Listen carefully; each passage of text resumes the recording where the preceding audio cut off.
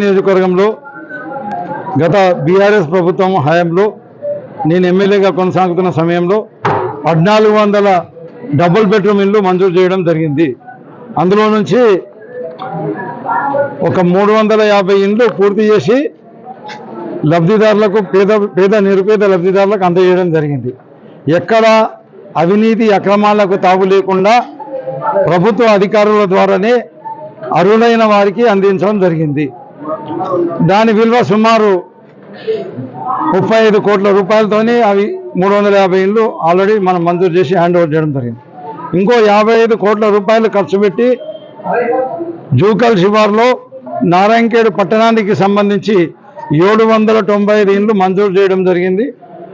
మరియు ఆ 795 ఇండ్ల కొరకని మా ప్రభుత్వం ఉన్నప్పుడే సుమారుగా 55 కోట్ల రూపాయలు వెచ్చించి ఒక 125 ఇండ్లు పూర్తి చేసుకోవడము, మిగతా ఇండ్లకు అన్నిటి కూడా 95% వాటికి సంబంధించిన ఎస్టిమేషన్ కాస్ట్లో 95% చెల్లించడం కూడా జరిగింది. ఇవే కాకుండా ఇన్ఫ్రాస్ట్రక్చర్ ఉంటుంది, రోడ్లు కానీ, డ్రైనేజ్ సిస్టమ్ కానీ, ఎలక్ట్రిసిటీ సిస్టమ్ కానీ, ఇవన్నిటి కొరకని అదనంగా ఒక 5 కోట్ల రూపాయలు మంజూరు చేసి సంపులు OHSR ట్యాంక్స్ అన్నిటి కలిపి 5 కోట్ల రూపాయలు మంజూరు చేసి అవన్నీ కూడా పూర్తి చేయడం జరిగింది. ఎన్నికలు ఇంకొక టైం ఉంది కదా, అక్టోబర్ 10 తారీఖు నాడు అట్లా ఉన్నట్టుగా హ్యాండ్ ఓవర్ చేసి మిగతా పనులు పూర్తి చేపిద్దామని ఆలోచిస్తున్న తరుణంలో ఎన్నికల కోడ్ రావడం జరిగింది. ఈ ఎంపిక కూడా ఎంత పారదర్శకంగా జరిగిందంటే సుమారుగా 4000 దరఖాస్తులు పెట్టుకున్నారు. అందులో ఎక్కువ మట్టుకు కొంత 1000 వరకు కాంగ్రెస్ నాయకులు వాళ్ళకు మ్యానిపులేషన్ మోసం చేయడం వాళ్ళకి అలవాటు కాబట్టి వాళ్ళ పేర్ల మీద రాసుకొని 360 డిగ్రీస్లో ఎంక్వైరీ చేస్తున్న తరుణంలో వాళ్ళందరూ ఎలిజిబుల్ అని చెప్పేసి రాపించుకోవడం జరిగింది.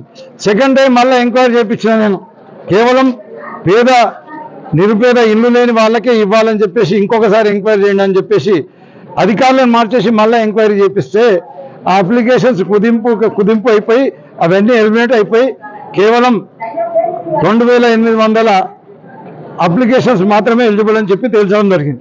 ఉన్న ఇండ్లు 795 కాబట్టి 795కు ప్రభుత్వ ఆదేశాల ప్రకారం అప్పటి కలెక్టరు ఆదేశాల ప్రకారం ఆర్డీఓ గారు, తహసీల్దార్ గారు, మున్సిపల్ కమిషనర్ గారు వీళ్ళందరూ కలిసి పారదర్శకంగా లాటరీ సిస్టమ్ పెట్టారు. ఆ లాటరీ సిస్టంలో మేము కూడా పాల్గొనడం జరిగింది, నేను పాల్గొనడం జరిగింది, జెడ్పీటీసీ గారు పాల్గొనడం జరిగింది, ఎంపీపీ గారు పాల్గొనడం జరిగింది, మున్సిపల్ చైర్మన్ గారు పాల్గొనడం జరిగింది. నిందలేస్తున్నావు భూపాల్ రెడ్డి మా దగ్గర మీ దగ్గర డబ్బులు తీసుకొని ఇచ్చిందని చెప్పండి అని వాళ్ళని 2 సంవత్సరాల నుంచి వేధిస్తున్నావు. మరి చెప్పింది ఎవరన్నా? అది నిజమైతే ఎవరైనా చెప్తారు కదా. నువ్వు సిగ్గుమాలినోడు, నువ్వు ఇష్టం వచ్చినట్టు అబద్ధాలు మాట్లాడితే వాళ్ళని కూడా మాట్లాడమంటే వాళ్ళు ఎందుకు మాట్లాడతారు? వాళ్ళు ఇక్కడ సమాజంలో ఉన్న తప్పులు తీసి బయట ప్రజలకు చెప్పడానికి ఉన్న వ్యవస్థనే అది ఎలక్ట్రానిక్ మీడియా, ప్రింట్ మీడియా, అలానే సోషల్ మీడియా అనే వ్యవస్థ దాని కొరకే ఉంది. దాన్ని నేను సద్వినియోగం చేసుకొని ఒక మంచి వ్యక్తిని చెడు అని నిరూపించే కొరకని, చిత్రీకరించే కొరకని నువ్వు ప్రయత్నం చేస్తూ ఉన్నావు. అది సాధ్యం కానే కాదు. ఒకవేళ దాంట్లో అయినా సరే భూపాల్ రెడ్డి డబ్బులు తీసుకున్నాను నువ్వు రుజువు చేయగలిగితే, లేదంటే ఈ డబుల్ బెడ్రూమ్ ఇళ్లలో భూపాల్ రెడ్డి డబ్బులు తీసుకున్నాను నిరూపించగలిగితే నేను తప్పకుండా ఏ శిక్షకైనా తయారు, రాజకీయ సన్యాసం తీసుకోవడానికైనా తయారు. లేదంటే నువ్వు నీ ఎమ్మెల్యే పదవికి రాజీనామా చేయడానికి నువ్వు సిద్ధంగా ఉన్నావా? అది సిద్ధం లేకపోతే నీ జీవితాశయం ఎమ్మెల్యే కావాలని ఉంటే పచ్చి అబద్ధాలు ఎమ్మెల్యే అయినావు. సరే, అది నీ ఎమ్మెల్యే పదవి పొడగొట్టుకొని నాకు ఇంకా 3 సంవత్సరాలు ఉంటా అంటే ఉండు. కానీ అలా నిరూపించకపోతే రాజీవ్ చౌరస్తా దగ్గర పబ్లిక్ అందరినీ జమ చేద్దాం, వాళ్ళందరి ముందు నేను మాట్లాడిన అబద్ధాలని ముక్కు నేలకు రాయాలని చెప్పేసి నేను వారికి డిమాండ్ చేస్తున్నాను. మళ్ళీ అతనే ప్రభుత్వానికి డిమాండ్ చేస్తున్నా. మీరు తప్పకుండా ఈ అర్హులైన డబుల్ బెడ్రూమ్ ఇళ్ళ వాళ్ళకందరూ కూడా వీళ్ళకి ఇవ్వాలి, వీళ్ళకి అన్ని కంప్లీట్ చేసి హ్యాండ్ ఓవర్ చేయాలని చెప్పేసి నేను ప్రభుత్వానికి విజ్ఞప్తి చేస్తున్నా. ఇంద్రమ్మ ఇండ్లు కూడా నేను చెప్తున్నా, ఊరుకుండే సవాలే లేదు.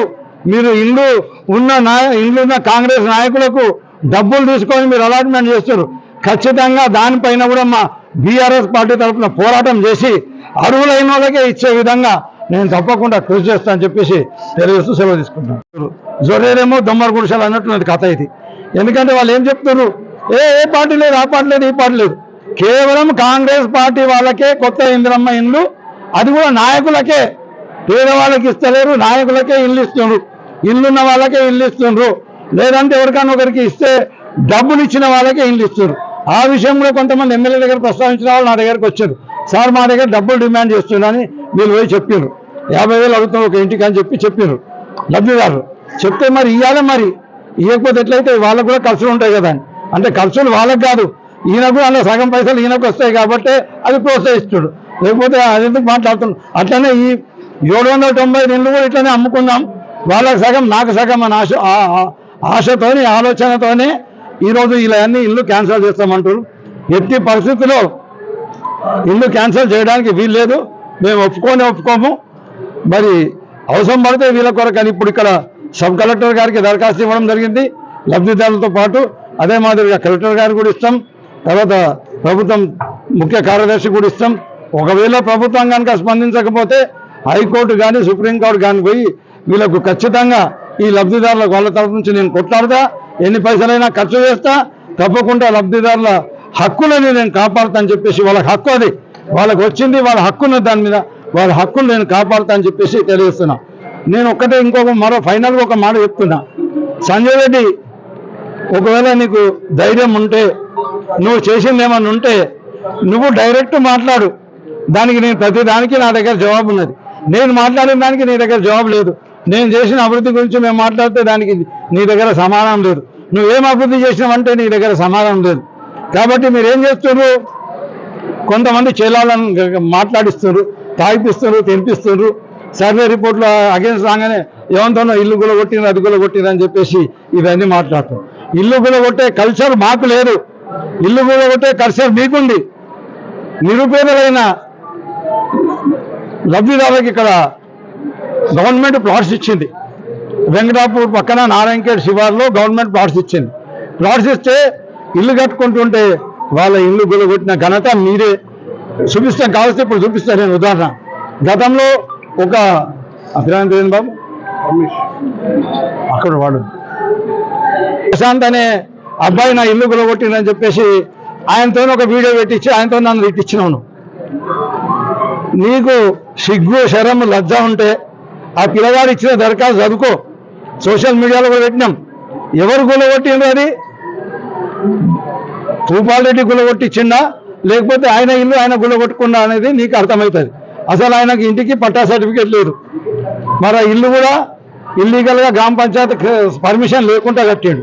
కట్టినోడు కట్టక ఇంకా వేరే వాళ్ళు అట్లనే కట్టుకుంటుంటే వాళ్ళ మీద దరఖాస్తు ఇచ్చిండు ఈయన. వాళ్ళ మీద వీళ్ళు ఒక 8-10 మంది కలిసి మీ కాంగ్రెస్ నాయకులే దరఖాస్తు ఇచ్చిండు. అందులో భాగంగా ఎంక్వైరీ చేస్తే ఈయన కూడా పర్మిషన్ లేకుండా గవర్నమెంట్ ల్యాండ్లో కట్టిందని చెప్పేసి ప్రభుత్వ అధికారులు గుర్తించి ప్రభుత్వ అధికారులు ఇల్లు కూడా కొట్టేశారు. ఈరోజు ప్రభుత్వం పట్టా సర్టిఫికేట్ ఇస్తే ఈ విలేకరులు కట్టుకుంటుంటే విలేకరుల మీద దాగేస్తున్నారు. లేకపోతే ఇంకోలన్నా లబ్ధిదారులు పేదోళ్ళు వాళ్ళకి ఇస్తే వాళ్ళు కట్టుకుంటే వాళ్ళ మీద దాగేస్తావు. విలేకరులను ఇష్టం వచ్చినట్టు జడామలా దిగుతున్నావట. నీకు ఏదైనా చేసింది ఉంటే వాళ్ళకి చెప్పండి. వాళ్ళకు నేను ఇంత ఇచ్చినా, నేను ప్లాట్స్ ఇచ్చినా, నీకు వీలైతే నువ్వు ఇల్లు కట్టించి వాళ్ళకి సహకరించు. ఇల్లు మంజూరు చేయి, ఇంద్రమ్మ ఇల్లు వాళ్ళకి మంజూరు చేయి. నా ఇల్లు మేము ఇచ్చిన డబుల్ బెడ్రూమ్ ఇల్లు ఉన్నాయి, ఒకవేళ అవి నీకు నచ్చకపోతే అవి పక్కన పెట్టేసి ఇంద్రమ్మ ఇల్లు వాళ్ళకి మంజూరు చేసి వాళ్ళకి అందరితోని నేను మంచి పేరు తెచ్చుకున్నా, నువ్వు ఇంకా డబుల్ మంచి పేరు తెచ్చుకో. కాకుండా నువ్వేం చేస్తున్నావు. ప్రస్తుతం అధికారంలో ఉన్నటువంటి కాంగ్రెస్ నాయకులు వారి యొక్క కార్యకర్తలకు అటు ఇళ్లను ఇవ్వడానికి ప్రయత్నం చేస్తున్న సందర్భంగా ఈరోజు నారాయణఖేడ్ పట్టణంలో ఒక ఉద్యమంలో గౌరవ మాజీ శాసనసభ్యులు మారెడ్డి భూపాల్ రెడ్డి గారి ఆధ్వర్యంలో మేమందరం ఈరోజు సబ్ కలెక్టర్ గారికి వినతి పత్రం ఇవ్వడానికి ఇక్కడ అందరం విచ్చేసినాం. మరి మా ముస్లిం సోదరులు సోదరిమణులు ఉన్నారు. आप लोगों से भी गुजारिश ये है कि जब भूपाल रेड्डी साहब यहाँ पे एमएलए थे तो उस वक्त हम गरीबों को के लिए किसी के पास किसी की तरह से जो है सो बेनिफिट नहीं लिए बगैर जो गरीब आवाम है उनके लिए डबल बेडरूम बनाया गया, उनको डबल बेडरूम सैंक्शन किया गया। कुछ इलेक्शन कोड आने की वजह से और कुछ घर वहां पे तैयार नहीं होने की वजह से वो घरों को नहीं दिया गया था। तो आज जो हुकूमत में कांग्रेस है वो कांग्रेस के लोग अपने अपने कार्यकर्ताओं को, अपने लोगों को हमसे घर छीनकर देने की कोशिश कर रहे हैं। क्या हम ये घर उनको देंगे? नहीं देंगे। तो इसीलिए आप सब लोगों को भूपाल रेड्डी साहब का साथ देना है। आज सब कलेक्टर मैडम को हम विनती पत्रम दिया जाएगा, एक मेमोरेंडम दिया जाएगा। अगर से उससे भी मसला हल नहीं हो तो इंशाअल्लाह आने वाले दिनों में भूपाल रेड्डी साहब जिन लोगों को बेनिफिशियर्स है उनके लिए हाई कोर्ट तक जाएंगे, सुप्रीम कोर्ट तक जाएंगे। जो बेनिफिशियर्स है, जो बीआरएस गवर्नमेंट में जिन लोगों को मिला है उन्हीं को घर दिला के रहेंगे।